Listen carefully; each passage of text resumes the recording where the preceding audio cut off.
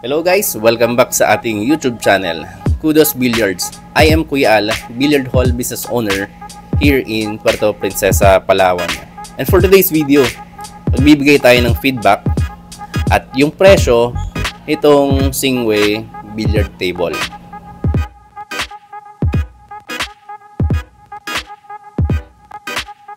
Unahin natin yung physical appearance niya. For me, maganda yung itsura ng mesa. Elegant tignan. Yung kulay niya ang ganda, kulay gray. Yung size nito 9 feet by 5 feet. So ano siya, American standard tournament size. Gawa ito sa China. Yung material na ginamit nila dito sa mga kahoy, some parts of it I know hardwood. Pero yung mga siding sa baba, hindi ko alam kung particle board lang yung ginamit. Then, ang maganda dito, yung pinaka-side niya, may metal na nakaikot, nakadikit. Kaya lalo siyang nagiging mukhang elegant tignan. For me, maganda yung ganitong kulay. Alam ko meron din silang ibang kulay. At yung tapete na ginamit, kulay gray. CPBA pa. So, itong tapete na to, CPBA cloth is good quality. Even nagpaplano rin ako gumamit ng CPBA once na nagpalit ako. Bale, itong mesa na to ay auto ball.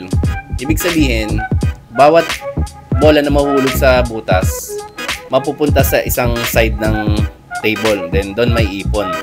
Pero ako, personally, I prefer yung drop pocket, yung pinupulot sa bawat butas. Siguro, nakasanayan ko lang. Kasi napapansin ko, pag yung naka-auto ball o naka-release yung mga bola sa ilalim, nalalaglag pa rin yan.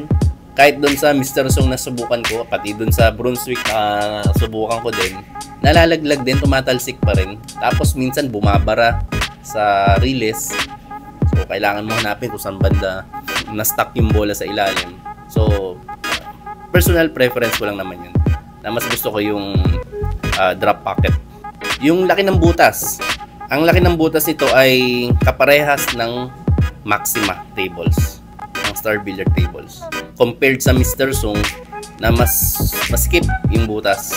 So yung feel ng paglalaro ko dito sa table na ito, lalong-lalo na yung bandahan, hindi ito ganun katalbog kumpara sa Mr. Song. Pero mas matalbog ito sa mga Maxima tables. Kumbaga, nasa gitna ito ng Maxima at Mr. Song. Kasi sa experience ko sa Mr. Song, medyo talagang may talbog talaga yung malakas yung talbog. But dito sa Singway, hindi gaano. Yung bola na ginamit nila dito, Dynasphere. Ganda rin ng brand na to. Kasama yata ito dun sa package. Pero guys, gusto ko makatesting nitong mesa nito kapag hindi naka-aircon. So sana makahanap tayo ng bilyaran na may Singway at hindi naka-aircon. Kasi nga sabi nga nila kapag hindi naka-aircon, mas matalbog daw ang bandahan. Nakapag-inquire nga pala ako sa presyo na ito, nakausap ko yung isa sa may-ari. Ang presyo daw ng model na ito, itong gray na ito, ay 140,000 pesos. Kung gusto mo daw kasama yung ilaw, additional 10,000. Kayo po magpipick up, kayo po mag-a-arrange ng shipping nito kung sa ibang lugar kayo. At pwede po kayo mag-inquire dito sa bilyaran na ito, itong Sky J Billiards, at sa page ng Batang Tirador. Doon daw pwede mag-inquire about this table. The question is, will I recommend this for business use? Para sa akin po, yes. Maganda po siya gamitin for business use. And that's it guys. Thank you for watching. See you po sa ating next video. And don't forget to like and subscribe sa ating YouTube channel, Kudos Billiards.